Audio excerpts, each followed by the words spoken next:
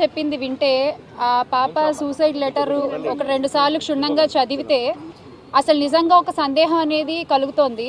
ఇది నిజంగా ఆత్మహత్యాయత్నమా లేకపోతే హత్యాయత్నమా అని. ఎందుకంటే ఆ ఇంజెక్షన్ ఏదైతే అంజలి అనే అమ్మాయి తీసుకుందో అది సెల్ఫ్గా ఎవరు తీసుకోలేరు అనే విషయం భరత్ గారు చాలామంది డాక్టర్స్తో మాట్లాడుకుంటే ఆయనకు తెలిసిన విషయము. అండ్ అది నిజంగానే సెల్ఫ్గా తీసుకుంటే కాసేపటికి అది ప్యారలైజ్ అయిపోతుంది బాడీ అంతా. సో అది తీసుకోలేరట. మరి అలాంటిది 10 ml ఆ అమ్మాయి ఎలా తీసుకుంది, లేదా అమ్మాయికి ఎవరన్నా ఇంజెక్షన్ ఇచ్చారా?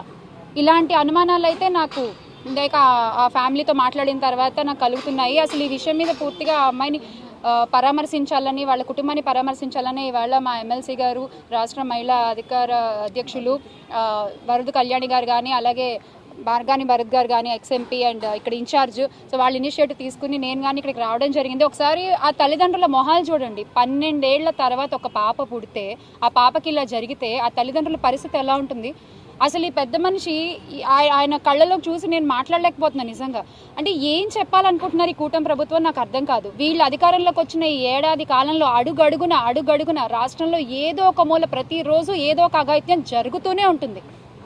ఏమన్నంటే మాకు మహిళలంటే అపారమైన గౌరవం, మేము మహిళా సంక్షేమం చాలా చేస్తాము, మా ప్రభుత్వం మహిళా సంక్షేమం కోసం మాట్లాడుతుంటారు. సంక్షేమ సంగతి దేవుడేరుగా. ముందు ఇలాంటి తల్లిదండ్రులకు ధైర్యాన్ని ఇవ్వండి. వాళ్ళ ఆడపిల్లలు బయటకు వచ్చి ఎక్కడికి ఏం చేసినా కూడా మళ్ళీ క్షేమంగా ఇంటికి తిరిగి వస్తారన్న ధైర్యాన్ని మీరు ఇవ్వండి చాలు.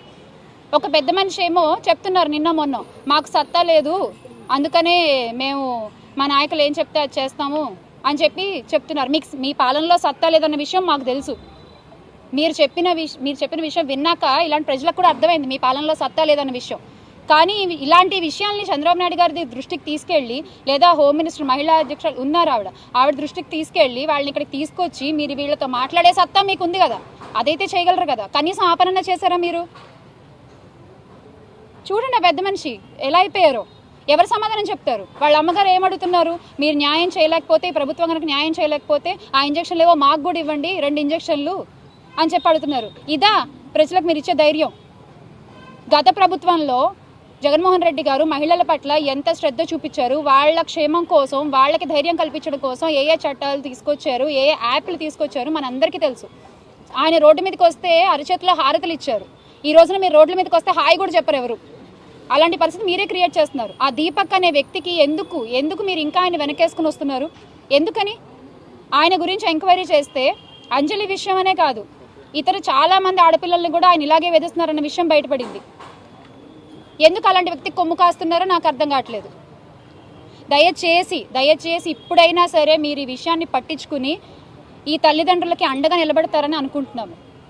అమ్మ, మేమైతే కళ్యాణి గారు చెప్పినట్టు, ఇందాక భరత్ గారు అన్నట్టు, వైఎస్ఆర్ కాంగ్రెస్ పార్టీ ఈ విషయంలో మీరు ఎలాంటి పోరాటాన్ని దిగినా మీకు అండగా నిలబడుతుందమ్మా. ఇది మాత్రం దయచేసి గుర్తుంచుకొని మీరు ధైర్యాన్ని కోల్పోవద్దు.